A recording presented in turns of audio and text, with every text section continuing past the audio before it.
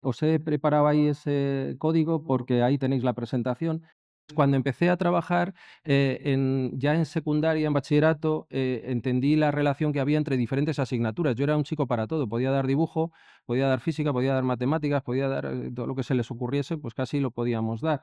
Y la conexión entre todas esas disciplinas me parecía muy interesante, eso que hoy en día se denomina STEM y que conocéis sobradamente. Entonces Fermín me decía, dice: Las personas que van a acudir a la sesión, que son todos docentes de diferentes etapas educativas, dice, lo que están muy interesados en saber cómo se puede aplicar esto en las aulas, o sea, cómo llevar esto a las aulas. Lo que nos ha contado Manuel está muy bien y dice, Santi, ¿podías dar un poco un marco teórico? ¿Cuál sería ese marco teórico, esas bases teóricas para el desempeño del espacio educativo?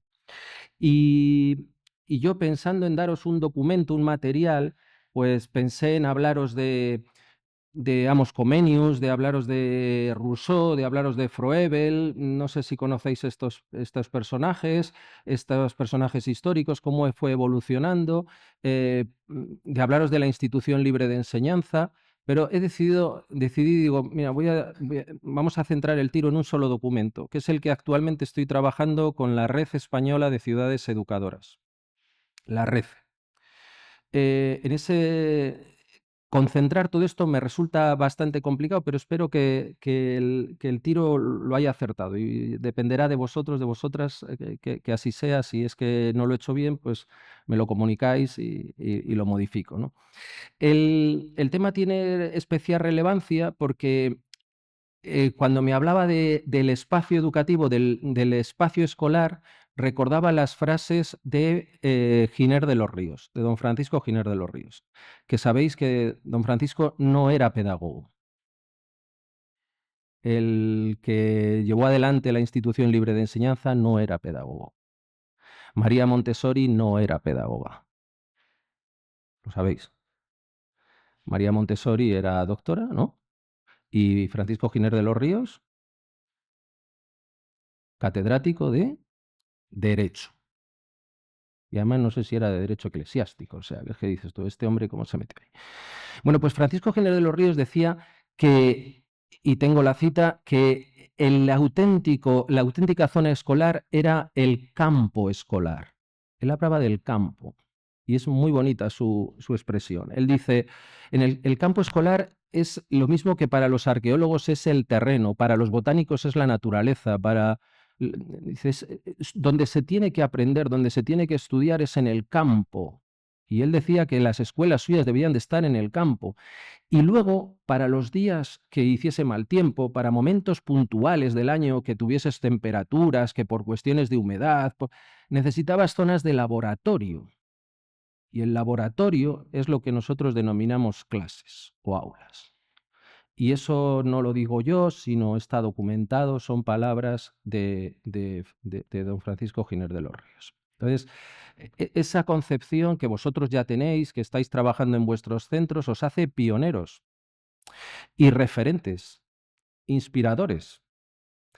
Yo les decía algunas veces que venía a visitar Galicia, que yo no sé por qué visitamos las escuelas Reggio Emilia, y te cobran un dinero por ir a visitar las escuelas Reggio Emilia, y vamos allí como locos a visitar las escuelas Reggio Emilia. Bueno, pues os adelanto que dentro de pocos van a venir a visitar a vosotros. Lo que pasa es que como somos de esta tierra, de esta península, que no nos creemos lo que valemos, pues a veces no nos ponemos en esa... Yo entendería que hubiese turismo a Galicia para visitar vuestros centros y ver lo que hacéis. Porque cuando he visitado los de Reggio Emilia, digo, pues, está muy bien, Loris Malagut, y yo... amén, Jesús. Bueno, el documento ese que os quiero presentar hoy tiene que ver con la nueva agenda urbana. Conocéis, Manuel ha dicho la Agenda 2030, los Objetivos para el Desarrollo Sostenible.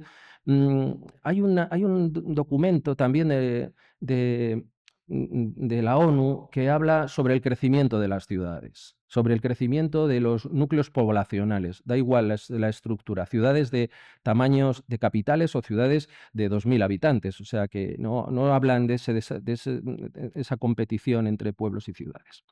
Y ponen un poco el foco en la idea de que o paramos un poco o repensamos un poco el crecimiento de los entornos en los que vivimos, o quizás vamos a tener un futuro un tanto complejo.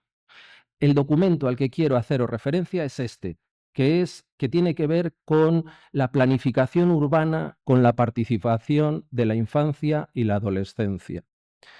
Por cierto, para Francesco Tonucci, nuestras personas con las que trabajamos son personas. Entonces él no habla de niños y de niñas, sino habla de personas de 5 años, de personas de 6 años, de personas de 12 años, de personas de... Y me gusta mucho cuando Francesco Frato dice estas cosas, porque dice, esto no lo decía yo, dice, esto lo dice Janusz Korczak, que si no lo conocéis, os animo a investigar sobre él. Janusz Korczak, el seudónimo de Henry Godwitz, que murió en los campos de exterminio de Treblinka y que estuvo gestionando, desarrollando los primeros, 2 de los orfanatos que había en el gueto de Varsovia, donde los niños se autogestionaban esos entornos, ¿no? Entonces, este documento tiene que ver con la Agenda 2030, por supuesto, con la nueva Agenda Urbana y con la con la Convención Internacional de los Derechos de los Niños y de las Niñas, que es una convención que hemos firmado como gobierno en España y se firmó en 1989, con lo cual llevamos ya tiempo con ese documento firmado. Este documento, que os hago una lectura muy rápida sobre él, se basa o nace de 10 principios que yo los trasladaría a la escuela, a los centros educativos.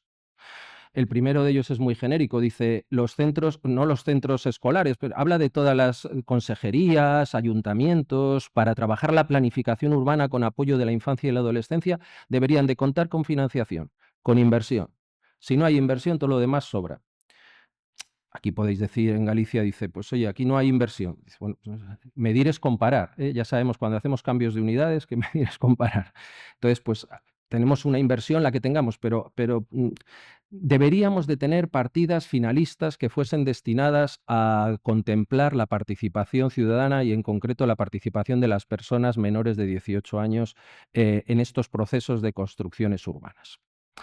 Si pasamos de ese epígrafe primero, no por pasar de él, porque está imbuido en todos ellos, en la planificación urbana, el pensamiento, ese repensar las ciudades, los asentamientos urbanos, tiene que ver con la vivienda.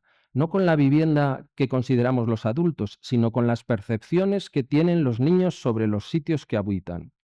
Las percepciones suyas, no las percepciones de los adultos que intentamos pensar cómo debe de ser una casa. La percepción que tiene el niño, la niña, la persona de 6 años, de 8 años, de 12 años.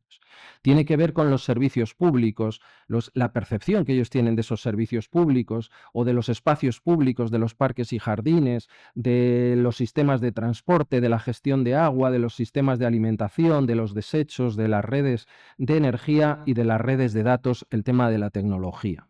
Y todo esto, este documento lo desarrolla detalladamente, y yo aquí en esta presentación os lo pongo aparte de la página 24. Entonces yo voy a llegar prácticamente hasta esa página y toda la documentación detallada de cómo desgrana ese documento estas actividades con personas menores de 18 años que tienen que ver con todos estos sistemas, pues me parece muy sugerente, muy inspiradora.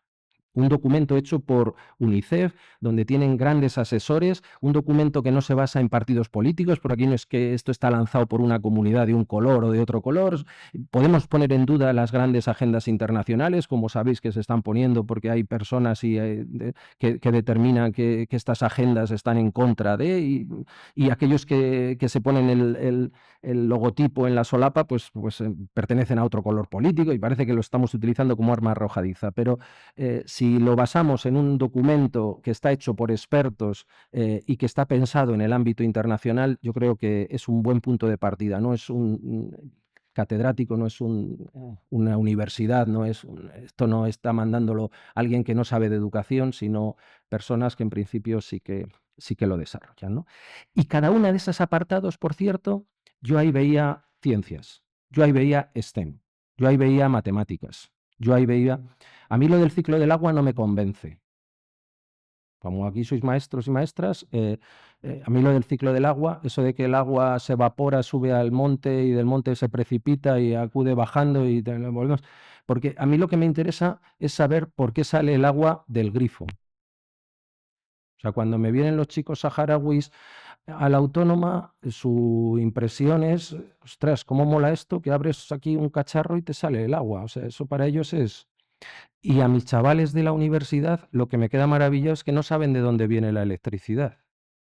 Viene de los enchufes. Esto que decíamos antes de que no se sabía dónde venía la leche, que venía del Tetabric, pues hombre, me pasa con el ciclo del agua, porque el ciclo del agua, ¿qué pasa cuando después el agua esa lo echo por el inodoro o lo paso por el fregadero? ¿Dónde va ese agua? ¿Cómo es posible que algo que tire yo por el sumidero acabe en las costas de Brasil o en las costas en unas costas alejadas de las nuestras? Eso como ese conocimiento profundo de ese ciclo del agua es al que se refiere aquí este apartado de la planificación urbana, ese conocimiento profundo. Y tiene que ver con disciplinas nuestras, con disciplinas que tienen que ver con la estadística, con nuestras asignaturas, ¿no? O sea, se pueden incorporar todo esto a nuestras asignaturas.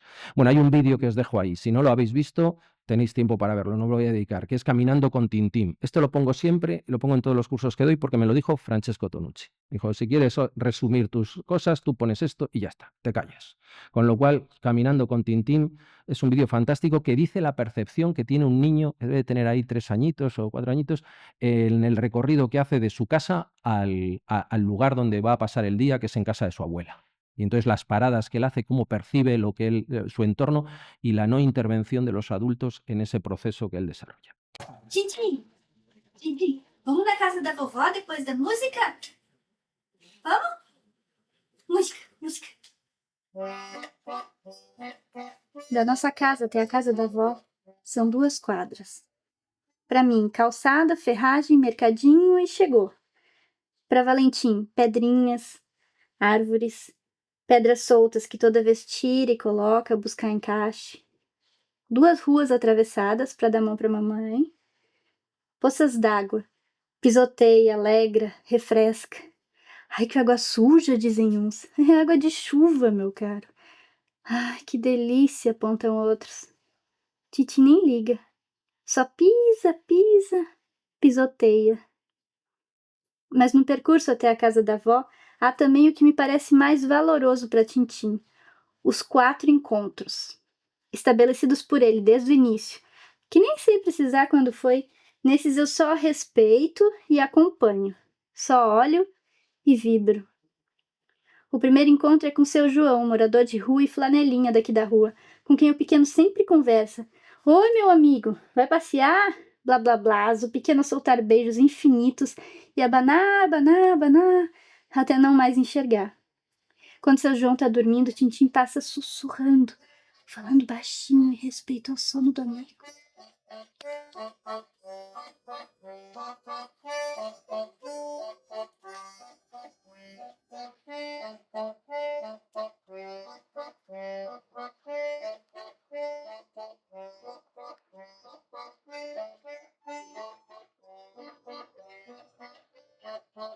Valentim tem me ensinado sobre os caminhos e que o tempo é senhor de delicadezas, desafios e novidades constantes e intermináveis.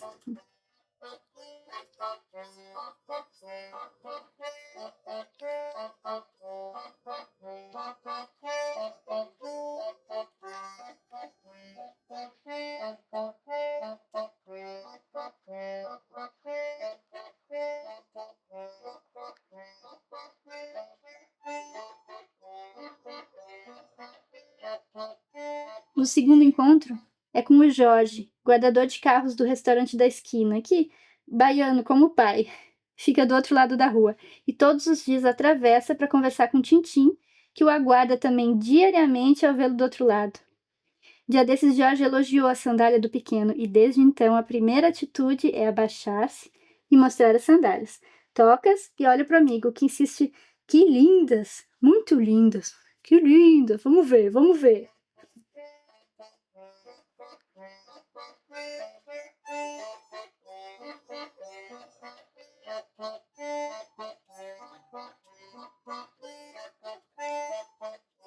O terceiro encontro é com o homem do mercadinho.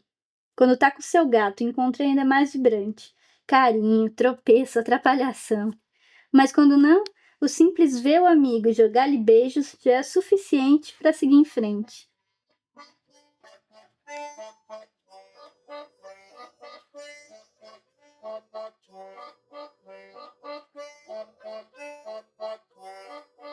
Atravessando a rua, os 3 senhores do almoxarifado do hospital, que às vezes são 2, às vezes são 4, às vezes é um só.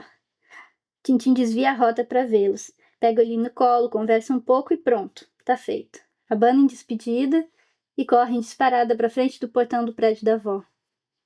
Todos os dias. Cada dia com um olhar atento sobre algo novo no trajeto, mas sempre com seus 4 encontros. A sentir falta quando algum não tá. Valentim tem me ensinado sobre os caminhos, caminhares e destinos. Que o chegar não é mais valioso que a andança. Que o encontro é precioso e necessário.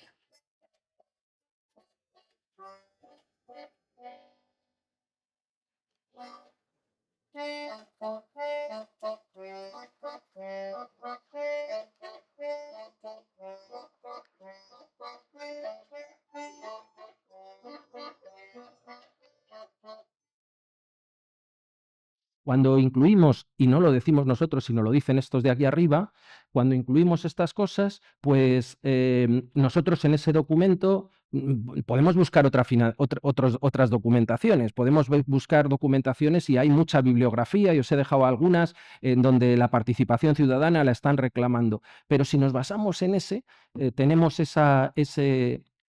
digamos, ese manual inspirador en el que yo creo que podemos apoyarnos para estar libres de las ataduras de orientaciones de todo tipo, ¿no? De empresariales, de cosas que pueden estar por ahí debajo.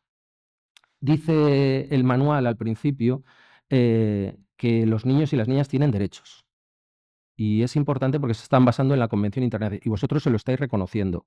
Proyecto Terra se lo está reconociendo. Hace 25 años está reconociendo estos derechos de los niños y de las niñas. En concreto, 3. Derechos con la supervivencia relacionados con esa salud, con esa educación, con derechos que tienen que ver con la protección, derechos que tienen que estar protegidos, aunque las situaciones actuales geopolíticas internacionales nos hacen ver y los niños y las niñas, las personas de menores de 18 años deberían de tener su posicionamiento en estos temas. Mis hijos tienen ya 21, 22, es que parece que todo esto no les importa mucho, parece que están alejados de todo esto, pero luego cuando hay desastres como los de Valencia, el otro día hablando con los concejales de Paterna, los concejales de Burjasot, de las zonas de Valencia donde han sufrido, al lado de Paterna están todas estas localidades que han sufrido la gota fría, dice que estaban impresionados porque los primeros que se habían presentado allí eran los jóvenes. Los primeros voluntarios que habían llegado eran los jóvenes, andando, en bici, como fuese, allí iban a darlo todo, ¿no? Bueno, pues el tercero de los derechos que tienen reconocidos internacionalmente son los derechos a la participación.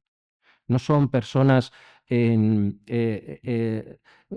proceso, no son personas que se están formando, son personas. Y si ya hablamos de Corsac, Corsac les reconoce hasta el derecho a morir, no a quitarse la vida. Sino decía, hay situaciones a no tener pleno desarrollo en su vida, ¿no? Con lo cual es muy interesante todo esto que aparece aquí. Bueno, en el documento, hablando de las agendas internacionales, nos habla de la Agenda 2030, como os decía, perdón, de la nueva agenda urbana, y en la nueva agenda urbana que tienen que desarrollar las ciudades o que propone la ONU que desarrollen las ciudades, La Coruña, Lugo, las ciudades, tendrá que haber una nueva agenda urbana española. Hay unos indicadores. Cuando hablamos de los objetivos para el desarrollo sostenible, si os pregunto cuántos objetivos hay, el número se os viene a la cabeza. Seguida todo el mundo me dice los objetivos. Incluso alguno me lo dice rápido cuál es el objetivo que tiene que ver con la calidad de la educación. Entonces todo el mundo me sabe cuál es el objetivo y enseguida me lo anuncia, ¿no? Si de los objetivos, me gustan estas cosas porque cuando alguien me habla de objetivos, yo tuve la suerte de ser vicerrector de Campus y Sostenibilidad y estar reunido muchas veces en la sectorial, porque estábamos en la ejecutiva de la sectorial de sostenibilidad de la CRUE, de la Conferencia de Rectores de Universidades Españolas. Y entonces tenía ocasión de compartir estas reflexiones con muchos compañeros y compañeras. Y muchas veces me decían algunos, conozco yo la Agenda 2030. Y yo nunca lo he negado. Cuando me dice alguien que sabe algo, yo digo que en mi vida no me he dedicado a enseñar, sino me he dedicado a aprender. Yo aprendo de la gente con la que trabajo, tengan 18, tengan 60 o tengan 9 años. Entonces, en ese cuestionario yo les preguntaba muchas veces, digo, bueno, y cuántas metas tienen los objetivos. Y ahí ya las dudas empezaban a florecer. Dice, ¿cómo que tienen metas? Dice, sí, porque ese objetivo que has dicho antes, el número 4, tendrá una serie de metas para ver si el 2030 podemos poner unos semáforos de diferentes colores, ámbar, rojo y verde, diciendo si nos estamos aproximando a ellas, porque ya os adelanto yo que no se va a lograr el objetivo. A ver si pensamos que los objetivos del desarrollo sostenible son solo 2. Estos son como los mandamientos. 2. El primero y el segundo. Todos los demás son secundarios. 2. El primero es acabar con el hambre y el segundo es acabar con la pobreza. Todos los demás se desarrollarán como este primero, si hay inversión. Todos los demás, a ver si llegamos o no llegamos. Y la cuestión es saber si la tendencia es positiva, es hacia el verde, o la tendencia es negativa y es hacia el rojo. O nos hemos quedado como estábamos, pero no que se vayan a lograr. Y para eso se marcaron unas metas. Lo interesante del objetivo número 4 son las metas para todos los países que se pueden medir. Y esas metas se miden a través de indicadores. Y estos son de educación. Los objetivos del milenio no tenían esto. Y entonces cuando dicen, son los mismos que los objetivos del milenio, digo, sí, algo hemos ganado y no hay participación de los países en vías de desarrollo y esas cosas, pero es interesante. Bueno, pues en esos indicadores de la nueva agenda urbana está especificado la participación ciudadana y la participación de los niños y de las niñas, de las personas menores de 18 años. Y te dicen que lo tengas con evidencias, como decimos los profes, que necesitamos que eso se evidencie, que tengamos un examen que pueda decir que esa participación es efectiva. Cuidado con la participación, no una participación testimonial. Levantad la mano aquellos que penséis, pintamos la clase de color verde o de color rojo. ¿De qué color queréis? ¿De verde o rojo? Vamos a una manifestación, llevar las pancartas estas y agitarlas. Eso es participación. Según Hart, en la escalera de participación de Hart, esos son los 3 escalones bajos. Hart, H-A-R-T. Luego creo que os lo pongo en la presentación. Entonces, en la escalera de participación de Hart dice que los 3 primeros escalones no son participación. Y nosotros lo estamos considerando como tal. Y en los centros escolares, los chicos participan y las personas con las que trabajamos están participando porque tenemos algunas evidencias. Pues cuidado con esas evidencias que muchas veces no son. Bueno, pues la nueva agenda urbana que os traía esto, española, cuando se habla de la agenda urbana española, aparece esta ciudad que tenéis aquí, que estoy señalando, ¿no? Sí, está aquí. Está Calahorra, está Rota, hay ciudades, está Albacete, está Estrada, pero aparece esta de aquí, que a mí me gusta mucho, A Coruña. Me gusta mucho Canuto Berea y me gusta mucho esa ciudad. Mi abuelo era de Orense y mi mujer es descendiente de gente de La Coruña y por eso tengo yo. Y uno de los indicadores es este, que dice ahí, ¿se dispone de presupuestos? Y pregunta testimonialmente esto, taxativamente esto. ¿Tienen presupuestos participativos? O un plan municipal de participación ciudadana que impulse a la ciudadanía activa y al empoderamiento de todas las etapas etarias, todas las edades. En fin, lo desarrolla la nueva agenda urbana y nosotros pues tendríamos que ver esas propuestas de participación en torno a esos grados de participación. Esta es otra escala de participación de este otro autor actual, un poco más moderno que Hart. A mí me gusta más la escala de participación de Hart que esta del 2004, en donde os digo que los primeros escalones son simplemente testimoniales, ¿no? Cuando nos metemos en el documento, seguimos leyendo la página 27 de ese documento de los principios básicos para la planificación urbana con apoyo de la infancia y la adolescencia, lo primero que nos dice en unas primeras páginas nos dice, cuidado que vais a tener muchos obstáculos. Lo dice ya la UNESCO. Te dice, oye, cuidado que en la mayoría de los casos, incluso cuando hay mecanismos de rendición de cuentas robustos, así como inversión local en participación infantil, apenas existe tradición de participación en la toma de decisiones sobre áreas urbanas. Y esto es lo que está intentando modificar esta red española de ciudades educadoras, en la que yo participo como asesor y cuando empecé en ese grupo de trabajo dije, aquí estará La Coruña. Y resulta que hay ciudades de toda España menos gallegas. Y yo dije, Dios mío, si son, porque yo quería hablar de vosotros. Bueno, y hablo de vosotros, de vosotras. O sea, no os conozco, pero hablo de vosotros constantemente. Digo, si esto lo están haciendo los gallegos desde hace 25 años, ya, este tipo de participación. Esto ya se hizo en Ludantia, esto ya hicimos cosas. Bueno, si seguimos en ese documento, nos habla de 3 escalas. A mí me encanta. Yo tengo así publicaciones en lo que hablo de mi escala macro, meso, micro. Aquí Fermín y Virginia, siempre el del macro, meso, micro, aquí ya viene. Bueno, pues la UNICEF, la UNESCO, lo que nos plantea es que las escalas en educación debe de ser la calle, el barrio y la ciudad. Esto de aquí, la calle, el barrio y la ciudad.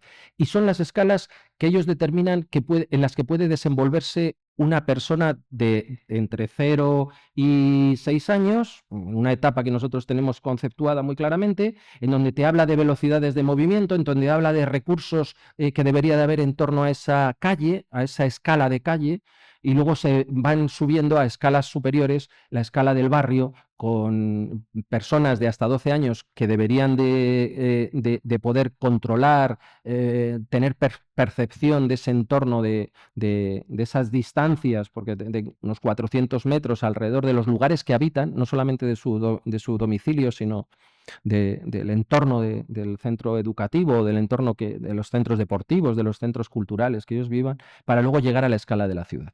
Entonces, lo que empieza a marcar la UNESCO es, vamos a ordenar primero en determinadas edades lo que son los entornos próximos, esos entornos de la calle, del medio kilómetro, para luego ampliar esas escalas y que ellos vayan haciéndonos nuestros planos. A mí lo de los planos me encanta, porque cuando hablamos de planos, enseguida pensamos en, cuando me dice alguien, haz el plano de tu casa, y entonces empiezas a dibujar y al cabo del rato tienes que arrugar el papel y tirarlo a la basura porque lo has hecho muy grande, me falta como papel. Y cuando se lo decimos a los niños de infantil, que son los mejores arquitectos del mundo, y las niñas de infantil, son las personas menores de 6 años, son maravillosos, porque nos hacen planos de sentimientos, de emociones. Entonces te dicen, les preguntas a ellos, venga, pues dibújame lo que quieras acerca de los espacios en los que habitas. Bueno, no de esta manera, y entonces te dibujan un columpio grande, porque es la percepción que ellos tienen. Para ellos eso es importante. Y otras cosas que no son importantes ni las dibujan. La experiencia que tenéis en Proyecto Terra de dibujar la casa, eso es maravillosa con niños, con niñas, porque te dibujan la casa como ellos la sienten. Y entonces a lo mejor su pasillo tiene unas dimensiones enormes porque es donde juegan y a lo mejor el salón pues tiene unas dimensiones y ya no te digo el cuarto de la cocina, que a veces es que ni aparece. O sea, me parecen cosas fantásticas y maravillosas.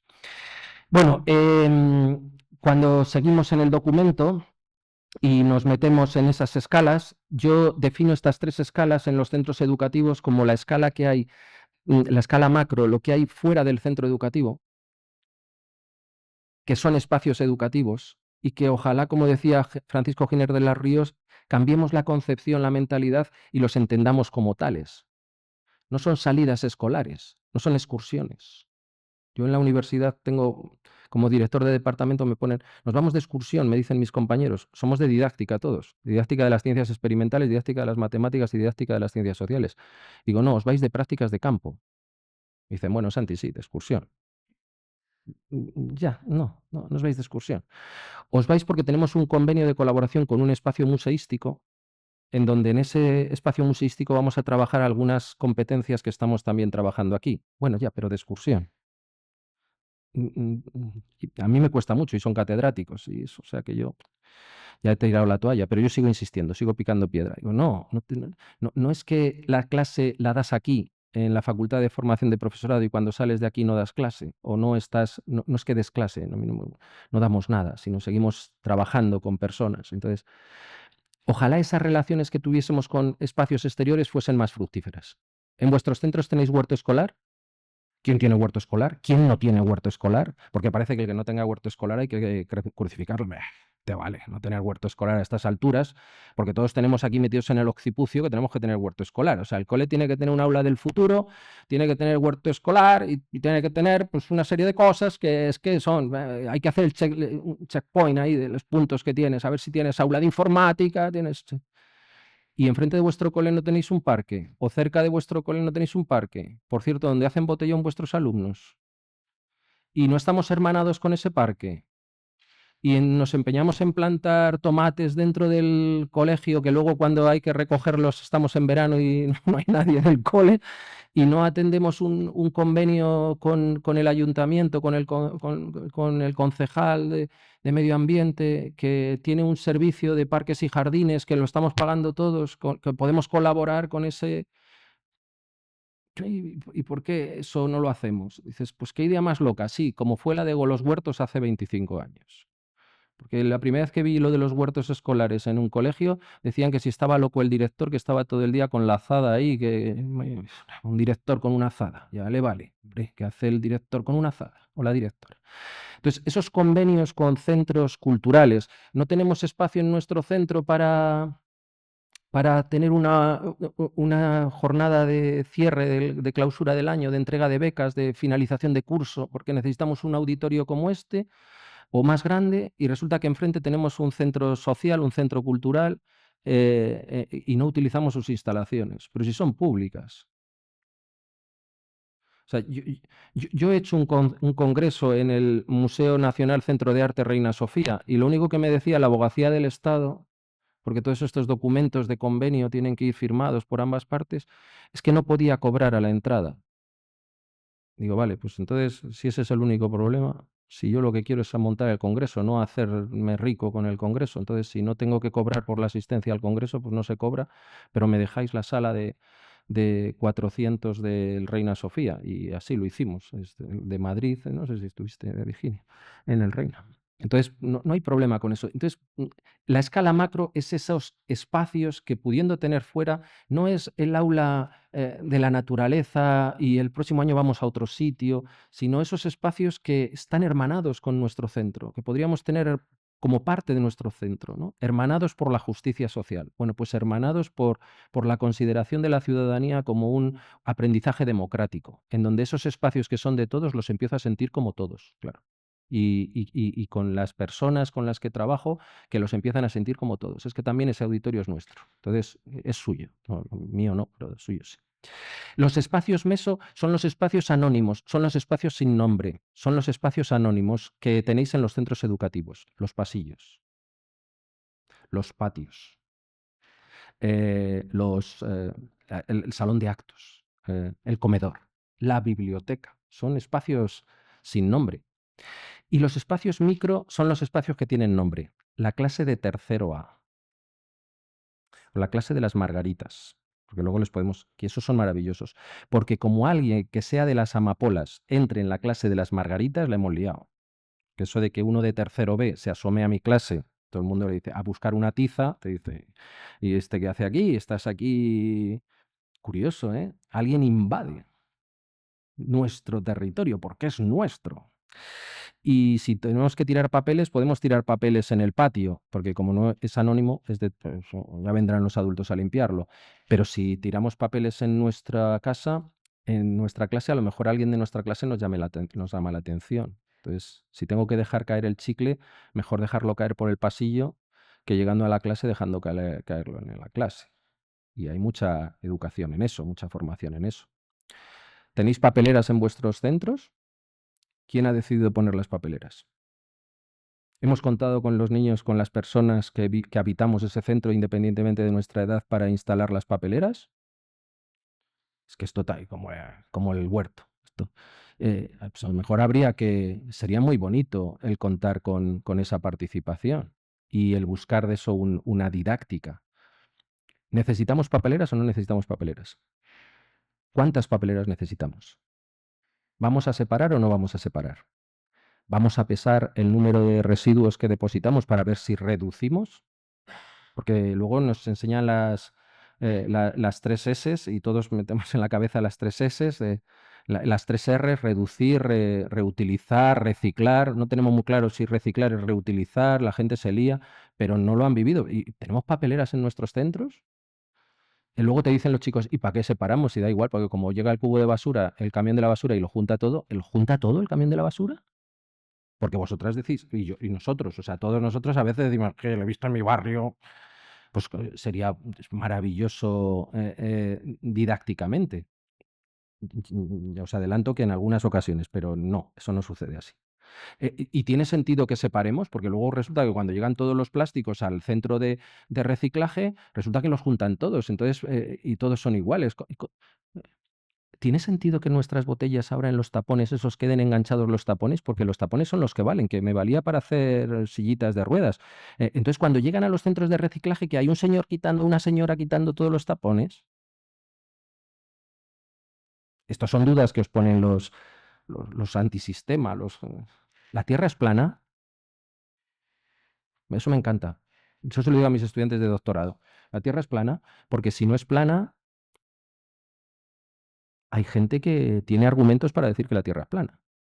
Entonces, si yo tengo que hablar con otra persona, lo que tendría es que dar argumentos por los cuales entiendo que y no me digáis que la Tierra no es plana porque alguien ha subido a la Luna y lo ha visto de otra manera, sino tener argumentos que los griegos y civilizaciones anteriores, no solamente ellos, lo tenían claro y no habían subido a la Luna. Entonces, pues, ¿teníamos argumentos para eso? Pues lo mismo que con el tema de esto de las botellas. Eso es densidad, eso se llama densidad. Cuando llegan a los centros de tratamiento de plásticos, lo que hace es que se tritura todo el plástico, todo. Y como tienen diferente densidad el plástico con el que están hechos los tapones que el resto del plástico de la botella, pues sumergidos en un líquido, pues los determinados plásticos ocupan diferentes alturas, con lo cual es muy sencillo, separar los plásticos de diferentes densidades que tienen diferentes capacidades. Algunos se puede volver a reciclar porque son automáticamente, todas esas cosas. Entonces, quitar esos mitos, ¿no? Bueno, pues todo esto está en este documento, os dejé ahí el enlace, son esos principios básicos de la planificación con la infancia y la adolescencia. Está desarrollado en dos partes, en una primera parte y en una segunda parte. Lo que nos interesa es la primera parte, la segunda parte es más teórica. Está relacionado con el cumplimiento de los objetivos para el desarrollo sostenible, Manuel, como decías, del proyecto Terra, que teníamos que acercarnos un poco a ese cumplimiento, incluso de cada uno de los epígrafes, de los principios de la planificación urbana, pues nos dice cuáles son los objetivos a los que se están refiriendo y cómo se están atendiendo, ¿no? Ese campo abierto, esa propuesta, ese decálogo a modo de ordenación de las propuestas de intervención en los centros educativos, que tiene que ver con diferentes asignaturas, pues se basa en esos principios, en los 10 principios a los que antes hacía mención, con las ilustraciones, como veis, con sus decálogos perfectamente hechos y con una propuesta de cómo diseñar esos entornos urbanos, teniendo en cuenta a la infancia. Lo primero es trabajar con esas escalas. Entonces te dice, no les pidamos a un niño, a una persona de 5 años que nos haga el plano de la ciudad, que a lo mejor convendría que nosotros siempre hemos dicho en didáctica que nosotros lo que somos son planificadores de conocimiento, somos secuenciadores de contenidos. ¿Los niños de educación primaria pueden hacer integrales? Sí. ¿Lo impide la ley? No. El currículum es un currículum de mínimos. Igual que el Real Decreto 132/2010, que habla sobre los espacios en los centros. Es un currículum es un reglamento de mínimos, 132/2010, Real Decreto 132/2010, el único que hay en España sobre cuáles son las dimensiones de los centros educativos, de mínimos. Entonces te dice que 2 metros cuadrados por niño, tenemos 25 en clase, dice pues la clase de 50, ya está. Mínimo, que a veces ni lo cumplen. Nadie te está diciendo que no puedan ser superiores. Entonces, el primero, que trabajemos en esa secuencia como secuenciadores de contenidos en las diferentes escalas. No quiere decir que los niños de educación infantil no puedan llegar a la escala de ciudad. Lo que quiere decir es que empieces con la escala de la calle, para luego subir al barrio, para luego subir, o sea, que seamos esos secuenciadores. Lo segundo, implicar a los niños, implicarles con participación efectiva, no con participación simbólica, sino implicarles de forma directa y que sus decisiones, pues ellos vean que están siendo tenidas en cuenta, consideración. Si ellos deciden no poner papeleras en el colegio, pues que no las pongamos. Y si deciden no recoger, porque se darán cuenta al poco de tiempo que es igual que cuando les hacemos la habitación en casa, ¿no? Que la dejan tirada y dices tú, como todos los días yo se la recojo a mis hijos, a los de 22 años, pues así me pasa, que todos los días les tengo que recoger la habitación, porque si no, los pelusones tienen vida propia ya y me saludan ya y esas cosas. Entonces ya me da apuro y antes de que me ataquen, pues, en fin, que tengan, implicarles en en ese crecimiento urbano, en esa planificación. En Alemania, los niños se aproximan, las personas de diferentes edades se aproximan a los espacios ajardinados que están próximos a su vivienda y los niños les ponen notitas a los columpios, si les gustan o no les gustan. Hay un proyecto muy bonito que igual habéis visto esta tarde veréis, que es el proyecto de tiritas que tienen en Latinoamérica. Entonces los niños salían de un centro educativo y aquello que si a la ciudad les habían hecho pupa, le ponían una tirita. Creo que se dice curativa, ¿no? En portugués, ¿no? Curitas o curitas. Entonces les habían puesto una curita, le había puesto una tirita. Entonces le ponían una tirita. Entonces si veían una pintada y no les gustaba, le ponían una tirita. Y lógicamente cuando llegaban los servicios de limpieza al día siguiente quitaban las tiritas. ¿Quién había puesto esto por aquí? Había un agujero en el suelo, ponían una tirita. Había una cosa, un adoquín levantado, ponían una tirita. Pero salía otra clase al día siguiente o al cabo de la semana y volvían a repartir tiritas por el entorno por los 400 metros, poner tiritas. Y al final cayó en un medio de comunicación, en un periodista. No sabemos por qué, aparecen tiritas y los jardineros quitando las tiritas y los servicios de limpieza quitando las tiritas. Y ya al final se dieron cuenta que era la iniciativa de un centro escolar que lo que hacía es, al día siguiente estaban retirados todas las pintadas, estaban tapados todos los agujeros, estaban quitados todos los adoquines levantados, estaba todo eso hecho, ¿vale? Y ya me he pasado el tiempo, ¿no? ¿O cuánto llevo tiempo? Es este proyecto, ¿vale? Con lo cual os dejo ese documento. Hay muchos proyectos y para que veáis que os tengo siempre en consideración, en todos los proyectos aparecéis vosotras y vosotros, con lo cual enhorabuena por lo que hacéis y ojalá tengáis ocasión de ese documento de UNESCO, pues ponerlo en marcha en vuestros centros. Muchas gracias.